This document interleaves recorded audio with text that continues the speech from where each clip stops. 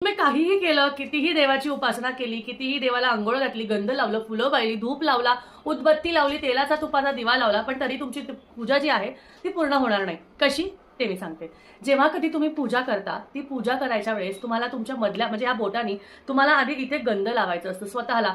स्त्रियांनी हळदी कुंकू लावून घ्यायचं, पुरुष मंडळींनी गंध लावून घ्यायचं आणि त्यानंतर तुम्हाला पूजा सुरू करायची. कधीही पूजा सुरू करताना आधी स्वतःला हळदी कुंकू लावून घ्या किंवा स्वतःला कुंकू लावून घ्या किंवा गंध लावून घ्या आणि त्यानंतर गणपतीची उपासना केल्यानंतर पूजेला सुरुवात करा. या छोट्या गोष्टी असतात, कोणी सांगत नाही, पण या गोष्टी केल्याने फरक मात्र खूप पडतो. त्यामुळे नक्की करा. तुमची देवपूजा अपूर्ण राहते बरं का. त्यासाठी आधी स्वतःला हळदी कुंकू लावा, की जेव्हा आपण सत्यनारायणाला बसतो, कुठलीही पूजा करतो, तेव्हा बघा आपल्याला ब्राह्मण मंडळी काय सांगतात की आधी स्वतःला हळदी कुंकू लावून घ्या. त्याच प्रकारे जेव्हा कोणतीही देवपूजा किंवा कुठलीही पूजा करायची असते तेव्हा आधी स्वतःला हळदी कुंकू लावून घ्यायचं असतं किंवा कुंकू किंवा गंध लावून घ्यायचं असतं आणि मग पुढची पूजा करायची.